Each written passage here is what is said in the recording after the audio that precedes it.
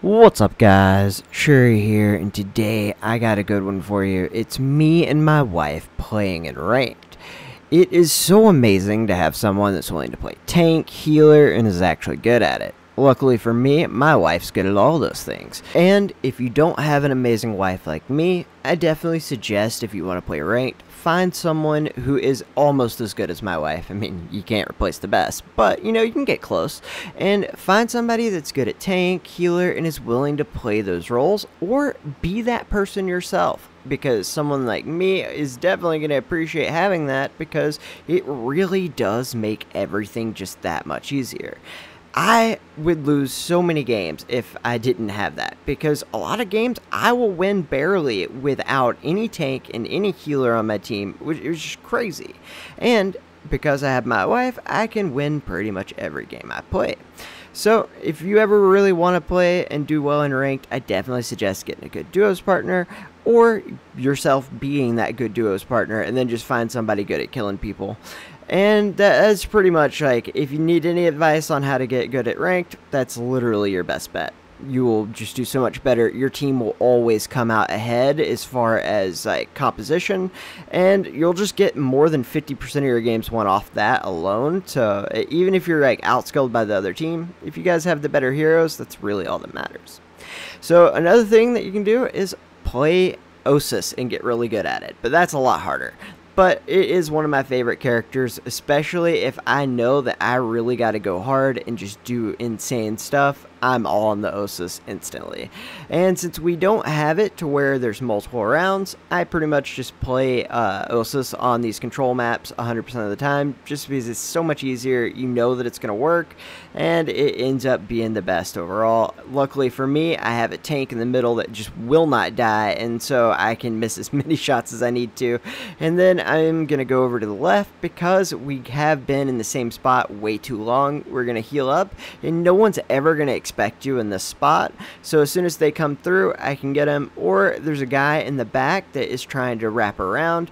I don't want to shoot him too much, because I don't want to give my position away. I end up sucking and just kind of missing that guy at first anyways, so the whole thing didn't really work out too great. But we ended up getting him, and then we were going to end up killing the Fade, but that Yaw did come around. The Yaw actually played pretty well. The problem was that his team just kept getting killed instantly. I kept getting lucky shots on that Neon, and with a Yaw, if your team just isn't there, you're not going to be able to do anything.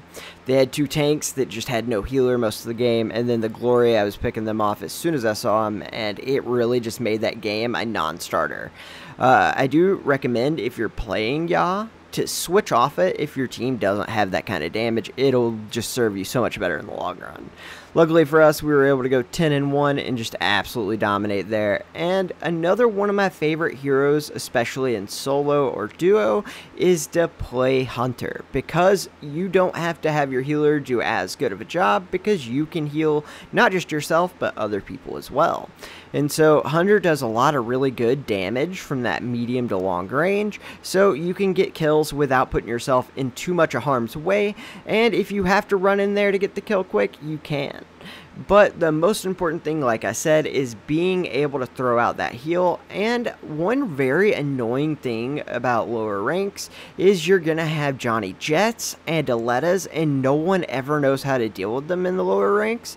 But you can counter Johnny Jet entirely with Hunter, and Aleta is really, really bad against Hunter.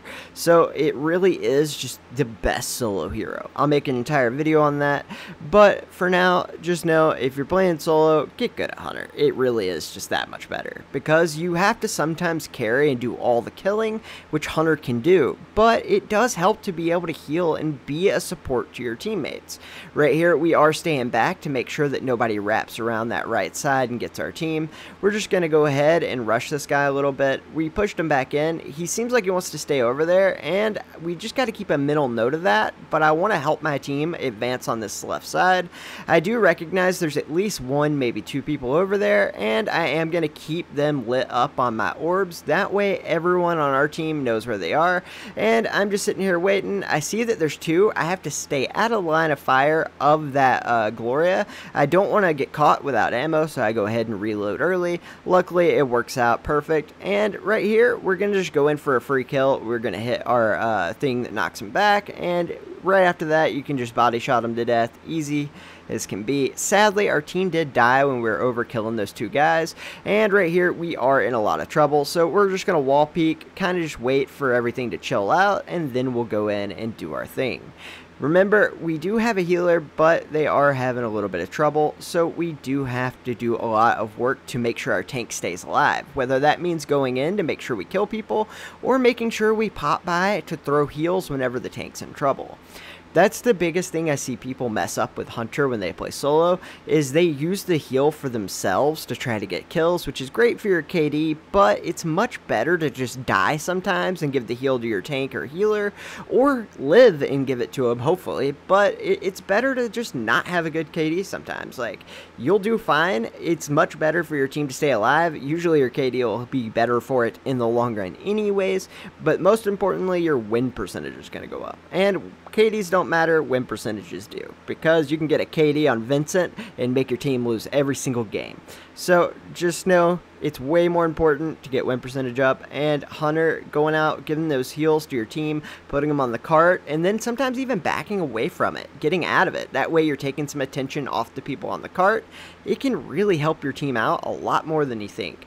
That heal is really, really good, and if you can give it to a tank, it can give him time to regen and get to where he can get his shields back up or get his cooldowns, and it will win you so many games. Like I said, I'll make an entire video on Hunter and how to do that, and that was a placement match, which placement matches are awful. They really are literally the worst thing, because placement matches are the only thing in rank that has a true skill score attached. So if you're really good, you will play with bad teammates against very good people, and it is just the biggest pain in the world to have to deal with that. And right there, we had as much healing as the healer, and we did as much damage as everyone else. And sadly, in this game, we had a guy just not play. Our Jabali didn't play the entire game, by the way. He turned into a bot. And like this was just the funniest thing in the world. So my woman does go to Sindri because we already have a tank, even though he's not playing. He does end up eventually moving, but you can tell he's a bot by the way he plays right here. He like hits his shield for no reason, like super far away. And so it's definitely how the Jabali bot works. And it is a little unfortunate, but hey, you know, it's better than just playing 4v5, which is what we did at the start, and it was a mess. Like, we were just getting absolutely rocked because, I mean, it's this game in 4v5. But even with having that guy as a bot helps so much. And going around on the Aletta, we are able to do a good job and get that Judix down. I do want to go ahead and just save my teleportation time travel thing, so I am going to just go near my Sindri to go ahead and get the heals back up. And for whatever reason, I could not kill that Fade. He did a great job moving throughout his bubble to make it very hard for me to be able to hit him. But man, that was the most frustrating kill, because if he gets his charge up, I die. So like, it was definitely just nerve-wracking as can be. Luckily, like I said, that bot came back, and even though all he does is just throw his shield up the whole time for no reason, like, it really was the difference. It's all we needed. And so I go in and I just throw my ult into the healer, get him low, and then I'm just doing little bits of damage. And really, I don't need to do that much against these guys, because of the simple fact that if I can get them low, it gives my team a chance to go ahead and end up getting the kills. I do need to be careful, and the way you should be playing Aletta now is basically the true flanker it should have always been. You don't necessarily need to kill anyone. You're putting out insane damage, you're being a pesky fly on the wall, and they have to target you, because if they don't, then you will actually kill them, because your headshots on Aletta do so much, as you can see right there.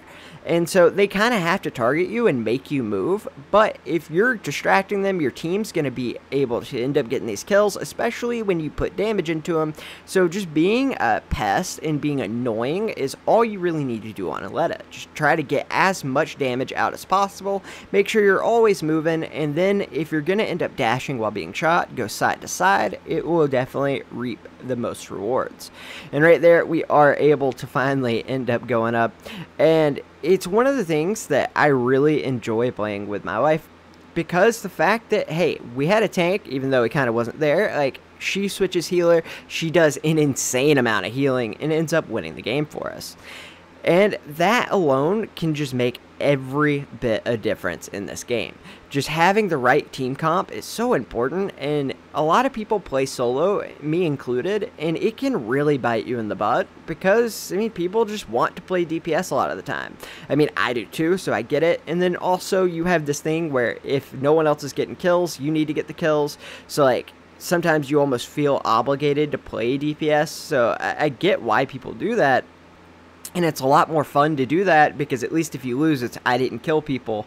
And like, if you're playing on a tank and you have no healer or a bad healer, or if you're playing a healer and there's no tank and no one's protecting you, it just feels bad. So I totally get why people do that, but man, it really can be rough. But even in this situation where we don't have a tank, she's playing healer, which can keep me alive, which can keep me doing some pretty crazy stuff, allowing me to go in the hill, kill everyone, and that way we can get the hill through that. And that's really all we got to do on this map. Attack is really bad for this. It's super unfair, and they changed it from payload to like attack payload, and then said in ranked there will only be 2 game types. It's because they also know this is a super unfair game type. But for whatever reason, it's still in the mix in ranked, and it just sucks that unless you're having a diamond lobby, that you have to have one team basically automatically lose because they get attack. But in the rare instances that you have the best healer in the game, you can actually still win on attack. Even though we were being pushed back a little bit, we did cap pretty early on, and this Aletta was doing exactly what I was saying. Be annoying, get in that back, and do everything you can to just distract people, and that way the rest of your team can go in there and just get those kills. Luckily for me, I was able to super jump, kill the Waling the second they hit their ult, so they were able to die pretty quick, and then I missed so horribly on this diggy. The second I missed those first 2 shots, I was like, oh, this is going to be so bad. It was over before it even started after that, man. That was rough. But we got a good kill onto the Aletta, and then we are able to get the diggy to run away, and we hit a headshot onto the Sindri. Luckily, my teammate was able to take him out because there was no way I was doing it, man. I got so low off that ult. But we did end up getting him, and we had a little bit of help there so we could kill the diggy.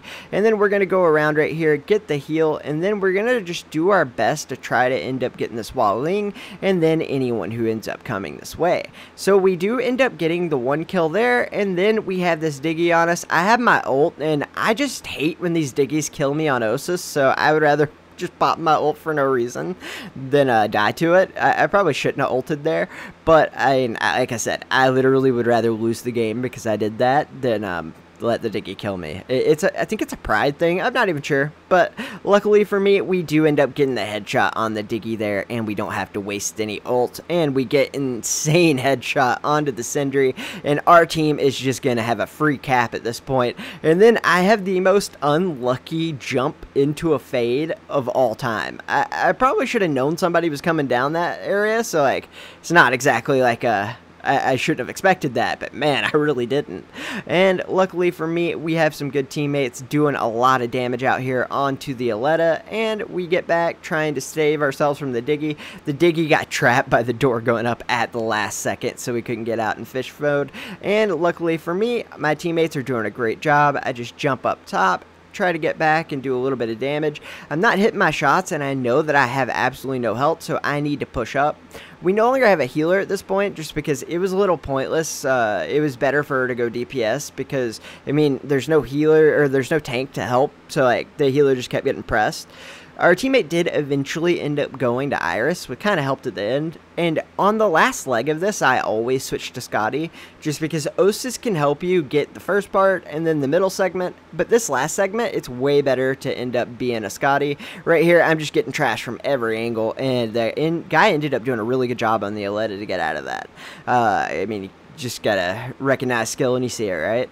But luckily for me, I am able to go off to the side while these guys were getting hit on the right, and I'm able to get right on that cart and just jump around to try to get this Walling to be distracted on me, get him a little low, and then I immediately kill the Aletta, get the Diggy low, and now we are just rolling. Right here, I was gonna go for the Walling, but I just realized, you know, it's way too risky. Just stay on the cart, don't worry about it, and I can go in when I need to, and my ult does end up knocking everyone back, getting them low, and my team does a great job to capitalize on this. I was immediately able to kill the Diggy, and everyone but the Aletta's dead at this point, and so that's why I just go ahead, focus on the Aletta. My whole team's here, so if I can get that Aletta to be webbed and just out of the way, we automatically win, which is exactly what happens.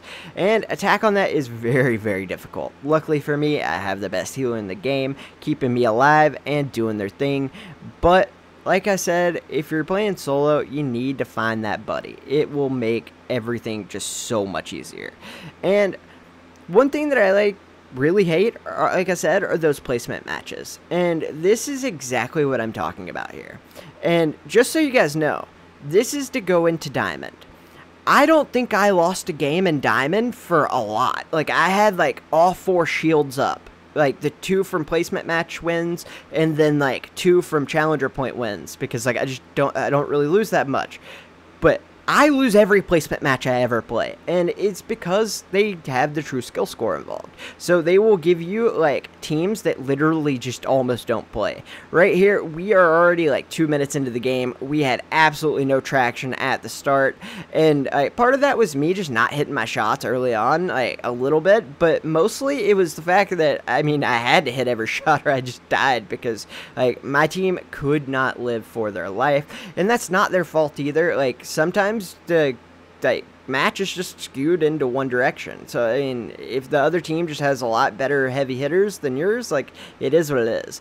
And so we were having a lot of trouble. We didn't have the right comps, didn't really have anything that we probably should have had, and it was really rough. But at the end, with 7 seconds left, you know, I was like, you know what, I really don't want to have to do another placement match. I'm gonna win this. I don't even care. And so that's exactly what we do. We go in the hill. My whole team's dead, so you know, it is what it is. Like, it's hard out here, but we killed everyone by ourselves, so it didn't matter. And all I gotta do is keep touching the point to keep up with the overtime. The second that we had a guy come in on the tank, we were good to go to get out, so we could just kill people and then let them cap it. And as soon as we get to the next checkpoint, it's on like Donkey Kong, and we are able to just go ahead and keep up our headshots, killing everybody in the world. We get the healer, we have a little bit of damage on the tank, we kill the other healer, another headshot, we just aren't missing, and we're waiting. The second that shield goes down, he is done for. And that 8 streak ended up getting us the hill, and now we are just on a roll, and I get absolutely destroyed by Gloria. Yeah, it was rough. And then we just kind of lost all traction at this point, just like last time, but I am able to do a little bit of damage there, and my team died, and it was too late in the game for me to rush in like I was earlier,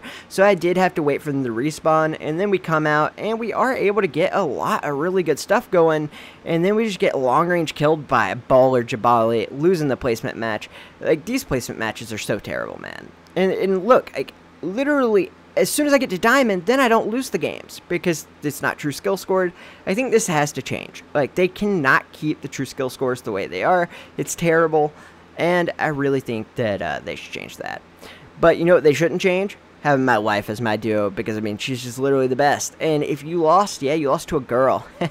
Get wrecked.